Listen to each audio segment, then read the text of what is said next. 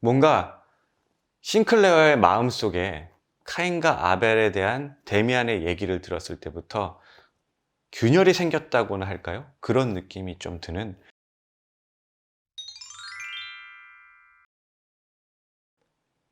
오늘은 헤르만 헤세의 데미안 제2장을 읽어보고 대화 나눠볼 차례인데요. 2장의 제목은 카인입니다. 2장은 데미안이 싱클레어의 학교에 전학을 오면서 시작합니다. 데미안의 모습은 남들과는 달랐는데요. 약간은 튀는 스타일이긴 했지만 데미안 스스로는 그렇게 튀기를 원하지 않아서 뭔가 숨기려는 그런 성향이 있는 사람이었습니다. 하루는 싱클레어 반하고 데미안 반하고 함께 합동 수업을 하는 날이 있었습니다. 합동 수업이긴 한데 데미안이 싱클레어보다 2학년 정도 위였거든요. 그래서 수업 내용은 서로 달랐습니다. 수업 시간에 싱클레어가 자꾸 데미안을 쳐다보게 됩니다. 근데 사실 싱클레어는 데미안을 그렇게 호감형으로 보진 않습니다. 오히려 위화감이 들고 약간 비호감으로 봅니다. 하지만 그 남자다움과 뭔가 남다른 눈빛 이런 거에 끌렸던 것 같습니다. 그래서 자꾸만 데미안을 남몰래 훔쳐보게 되죠. 그리고는 그냥 수업이 끝나고 집에 가는 길에 이상하게도 데미안이 따라와서 싱클레어에게 말을 겁니다. 너 수업 시간에 카인과 아벨에 대한 얘기를 들었는데 그 선생님의 말씀이 좀 뭔가 앞뒤가 안 맞다고 생각하지 않니? 이렇게요. 그러면서 전혀 생각지도 못한 데미안의 생각을 싱클레어에게 얘기를 합니다. 글쎄 데미안이 싱클레어한테 야, 카인이 그렇게 나쁜 놈이 아닐 수도 있어. 뭐 동생을 죽였다고 그리고는 표식이 있어서 사람들이 건드리지 못했다. 이게 자기는 이해가 안 간다는 거죠. 그러면서 오히려 카인은 굉장히 늠름한 남자였고 아벨이 카인의 동생이 아니었을 수도 있다. 또는 동생이었다고 하더라도 뭔가 죽임을 당할 만한 이유가 있었을 것이다. 뭐 이렇게 얘기를 하면서 근데 너무 늠름한 남자고 너무 대단한 남자이기 때문에 주변 사람들이 그런 일이 있고 난 뒤에도 두려워서 카인에게 무슨 짓을 할 수가 없는 상황이었다. 그러니까 두려우니까 카인은 신에게 받은 이마에 표식이 있기 때문에 그것 때문에 죽일 수 없다라는 변명을 할 뿐이다. 제가 생각해도 약간 이해가 안 가는데 막 그런 얘기를 합니다. 저는 솔직히 이 부분을 맞다고 받아들이진 않는데요. 이 부분을 가지고 이제 데미안은 다른 사람들과는 완전히 다른 부류의 사람이다라는 걸 보여주고 싶었던 것 같습니다. 싱클레어는 그 말에 엄청난 충격을 받습니다. 그리고는 계속해서 그 생각을 하죠. 이거 뭔가 이상한데? 데미안이 나 놀리려고 한 거 아니야? 뭐 이런 생각을 하는 거죠. 그러던 와중에도 싱클레어는 크로머에게 계속해서 괴롭힘을 당하던 상황이었습니다. 하루는 싱클레어가 크로머에게 가져갈 돈이 없어서 어쩔 수 없이 집에서 케이크 2조각을 가지고 나가는데요. 광장에서 만난 크로머는 이상하리만치 싱클레어에게 잘해줍니다. 친절하게 대하면서 이렇게 얘기를 합니다. 다음번에는 누나 데려와라. 농담 아니야? 이렇게 말입니다. 싱클레어는 엄청난 두려움에 쌓이죠. 왜냐하면 싱클레어가 아무리 어리긴 해도 누나를 그런 못된 아이에게 데려가면 뭔가 큰일을 당할 수도 있겠다라는 생각이 들 거 아니겠어요? 엄청난 고통이 시작된 거죠. 그러고는 이제 크로모랑 헤어져서 집으로 돌아가게 됩니다. 근데 집에 돌아가는 길에 누가 뒤에서 싱클레어를 부릅니다. 아니나 다를까 데미안이었죠. 데미안이 방금 전에 만난 그놈 누구냐라고 물어봅니다. 싱클레어는 신경 쓰지 마. 이건 형이랑 관계된 일이 아니야. 이렇게 얘기를 하죠. 그리고 겁에 질린 모습을 보여줍니다. 데미안은 얘기해봐라. 이렇게 얘기를 하죠. 그러면서 끝까지 그 아이의 이름을 데미안이 물어봅니다. 싱클레어는 어떻게 하든 대답을 하지 않으려다가 결국은 얘기를 하죠. 프란츠 크로모라고 한다고. 그러고는 이제 헤어집니다.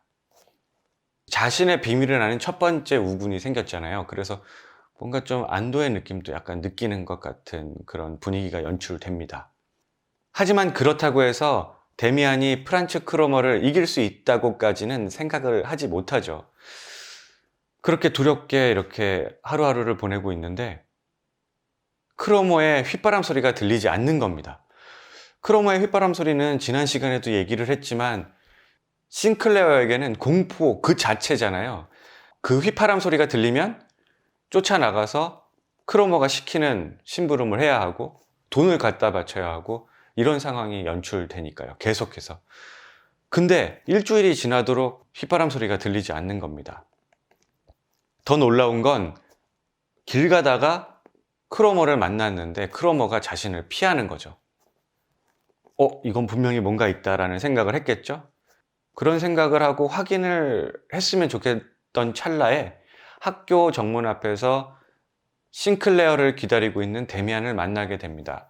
그러고는 확실하게 그 사실을 확인하게 되죠. 싱클레어는 이 일을 어떻게 해결한 건지 엄청 궁금할 거 아니겠어요? 그래서 계속해서 꼬치꼬치 물어봅니다.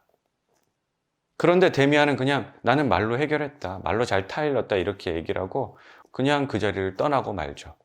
여튼 싱클레어는 이제 그 어두운 세계에서 다시 선한 세계로 돌아올 수 있는 기회를 마련한 겁니다. 그 선한 세계란 지난 시간에도 얘기했듯이 어머니와 아버지가 계신 그 세계죠.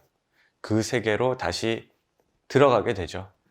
그러면서도 계속 데미안과의 일들을 잊지 못합니다. 당연히 그렇겠죠. 데미안 때문에 이 힘든 상황을 벗어날 수 있었으니까요.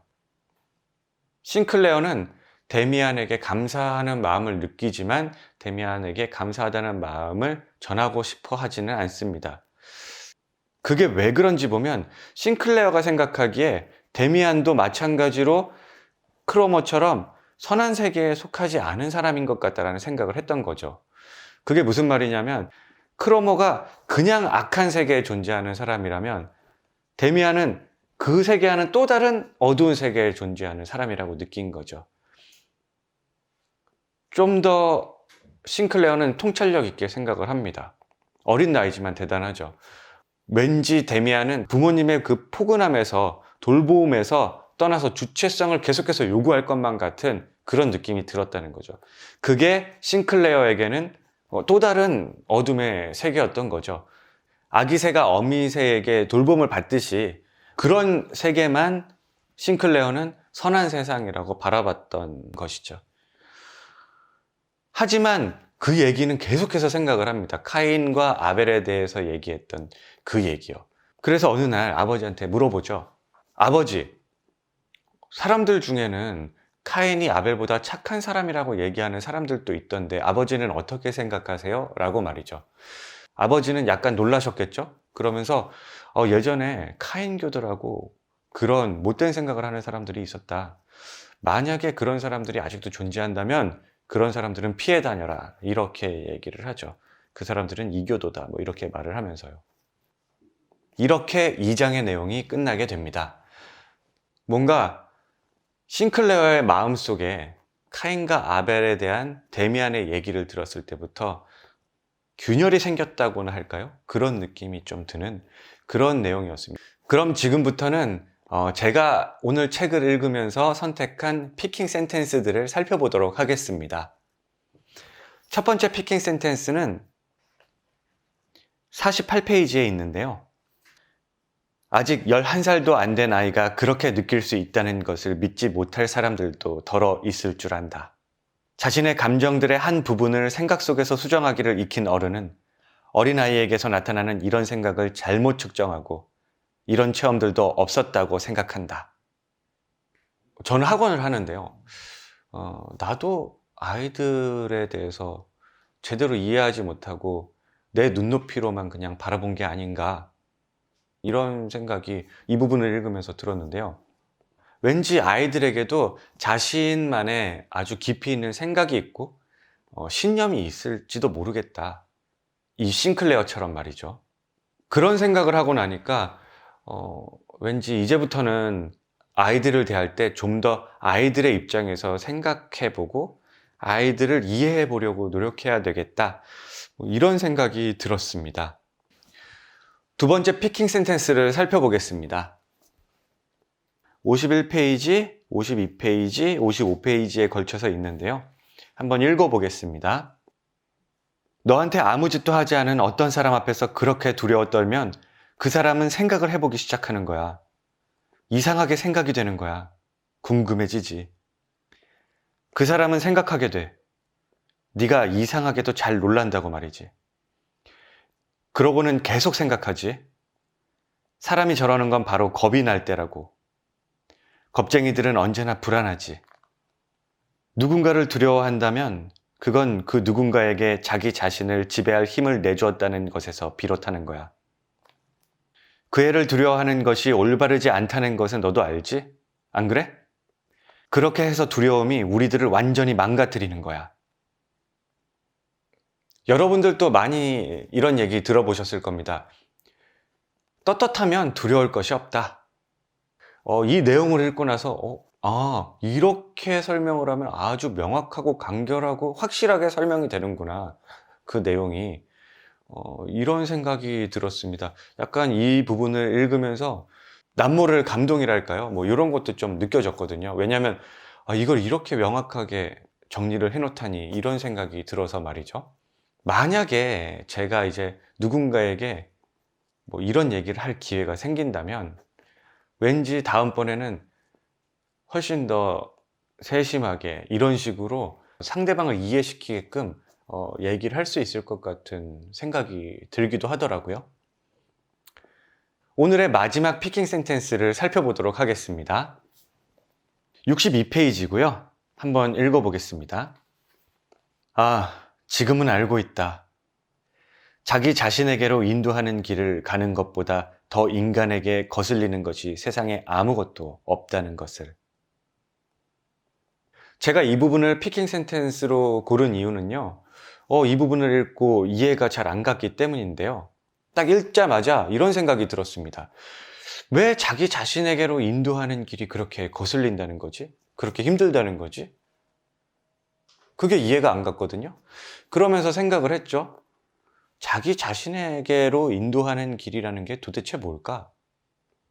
곰곰이 생각을 해보니까 이거는 수도승처럼 이렇게 돌을 닦는다는 이런 느낌은 아니었던 것 같고, 부모의 보살핌에서 떠나서 자신만의 의지를 가지고, 그리고 또 타인의 어떤 시선을 의식하지 않고 자기 자신만의 어떤 굳은 의지를 가지고 사회를 바라보고 또 사물들을 바라보고 심지어 자기 자신을 바라보면서 그것을 굉장히 투명하게 판단을 하고 이해를 하고, 그리고 선택해야 할 것이 있으면 자기 스스로 선택을 해내고, 그리고 그 선택에 대해서 다른 누군가가 아닌 본인 스스로가 책임을 질 수 있는 그런 상황까지를 다 포함한 게 자기 자신에게로 간다.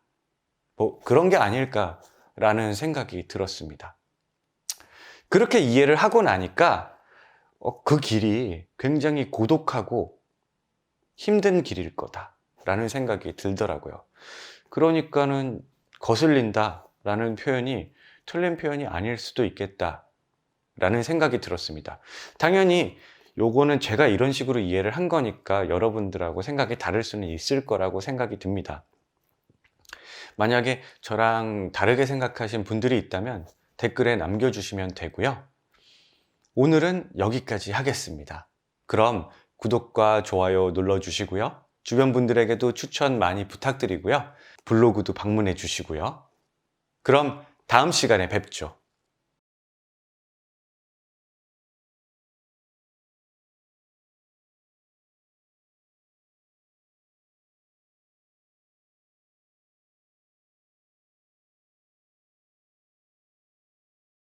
인생을 풍요롭게 레벨스